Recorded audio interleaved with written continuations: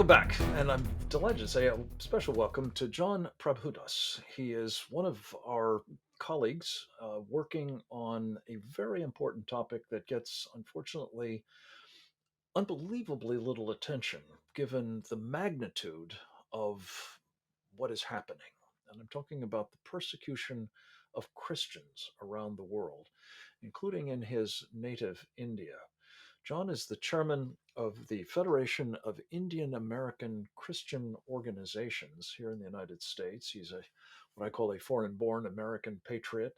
He's deeply concerned about what is happening at the hands of the Indian government to his co-religionists, and for that matter, to other religions as well that are minorities in what is now a country dominated by and a government very much in the thrall of Hindu nationalists.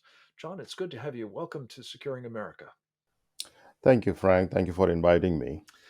I'm very pleased to have you. It's been something I've wanted to do for a while, so I'm glad that we finally have caught up.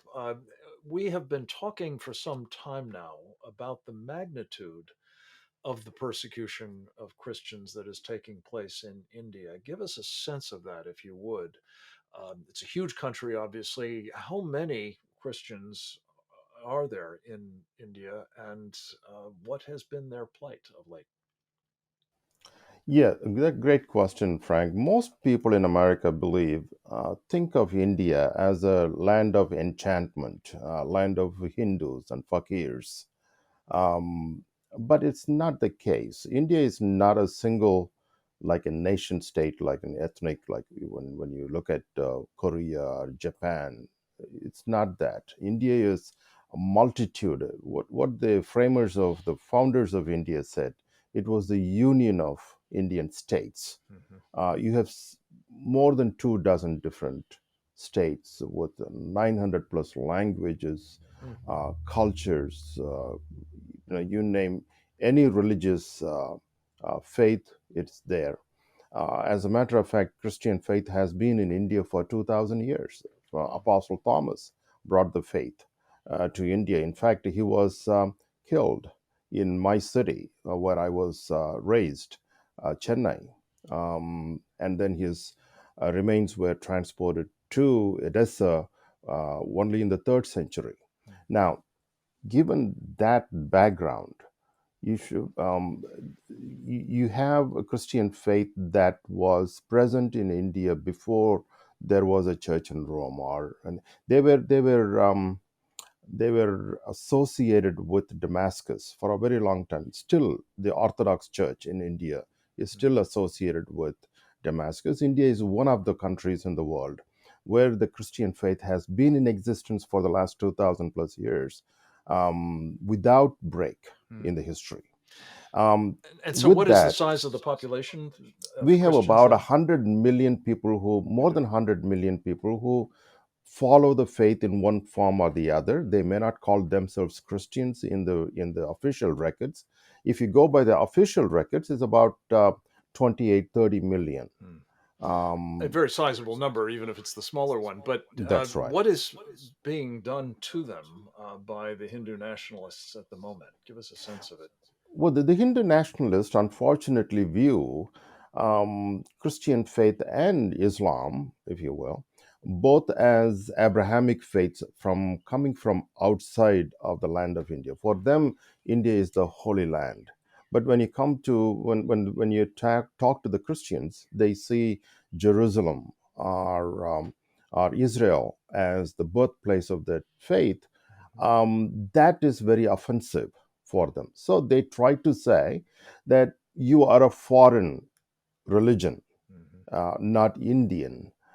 They have this phrase called Indic faiths. The Indic faiths include, as you know, the Hinduism is not one religion. Hinduism is an identity given by the British Mm. Empire, British administrators, only about 150 years or so ago. Mm. Before that, there was no Hinduism per se. There was Sanatana Dharma, there was Jainism, there was Buddhism, there was all sorts of isms. Hmm. And the British combined them all together and created a Hinduism. Hmm. And that became an identity rallying point for the people who were taking up the issue of getting the British out of India. Anti-colonialism, yeah. So Yeah, so when you put all this together, then John, how has this idea that Christianity is foreign to India and anathema to this Hindu nationalist, if not exclusively a religious concept and identity, as you put it, translating into oppression of the Christian population? Is it aimed at trying to drive them out of the country, or is it simply trying to force their submission, or what's the purpose as far as you can well, tell? it's a great question because the founders of this Hindu nationalist movement is called the RSS, and it stands. They were the admirers of Mussolini Hmm. and Heinrich Himmler. So they copied their brown shirts and the black shirts model and created a nationalist movement that was called in India the RSS. Their founding idea is that two races, namely the Hindu race, they call it, and the Abrahamic races, cannot coexist. Hmm. So they need to create a pure Hindu racial state. With that, they say that you they cannot coexist, so they have to leave the land.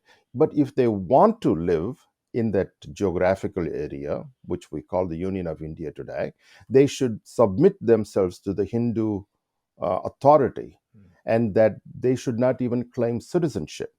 Now, Wow. this is a very complicated subject. We can talk for hours on that, Well, but unfortunately, we can't. We've got yeah. about 5 more minutes, but let me just ask you, because if you could put this into the context of particular relevance to us, as we talked about with Colonel Newsom a moment ago, um, India is strategically considered to be a very important counterweight to communist China at the moment. Though as a result of developments in Ukraine and the opportunity to get some oil on the cheap and longstanding ties to the Russian, before that the Soviet military of the Hindu government, or excuse me, the Indian government, we've seen there being some second guessing of basically where India is headed on the Russo-Sino U.S. Sort of challenge for their diplomacy. And I guess I would just ask you, we've heard from Secretary of State Tony Blinken that there are concerns about human rights abuses against Christians and Muslims, obviously, as well. Um, he's also apparently, I guess just yesterday, restored India to the country of particular concern list.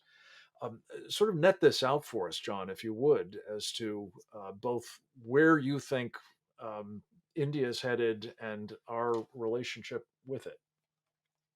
It's see, India is an important ally. Could be natural allies because India fancies itself as a democracy, and to a large extent, rightfully so. Mm-hmm. Um, the elections are held, but the democratic values needed to be uh, followed or respected to be a democracy, not just holding elections. Even Russia used to hold elections.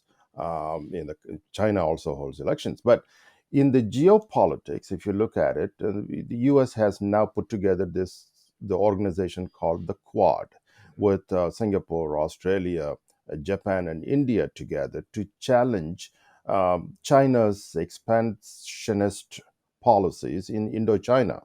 Now, with that and our war on terrorism in Afghanistan, India is in a very strategic location that could be very helpful Mm-hmm. to America's agenda. But the question is here this: when we see look at Pakistan 15, 20 years ago, or maybe 35 years ago, when we needed Pakistan's help to fight the Soviets in Afghanistan, things were not rosy in Pakistan. Things were going bad. I mean, they were passing legislations. The animosities against the Hindus, the Christians, and the Ahmadis in Pakistan was growing Yes. exponentially.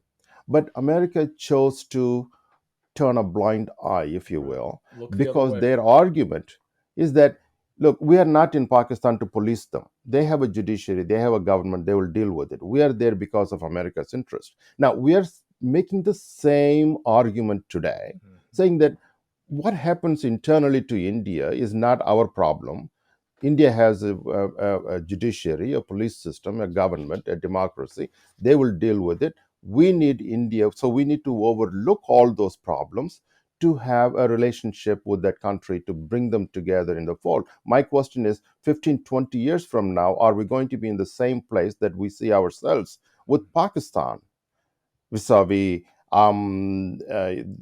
the relationship that we are looking at, because Pakistan has become a major national security threat It to has the indeed. United States. Yeah. Now, if we And don't, India my India has argument, the potential to do that as well, needless to India say. is And going down the we've tube so fast. yeah. Yeah, you're right. The India is We're going just down the. out of time, John. I have to say, Mhm. this is a subject to which I hope we can return with you because it's of such importance. This strategically located country, as you say, with its challenges and with the help we need with respect to China, most especially our mutual enemy. Thank you for your Exactly. standing up for Christians. We appreciate your work and look forward to talking with you again about it soon. Thank you. Next up, Mhm. we'll speak with Richard Fisher about developments on the military side in China right after this.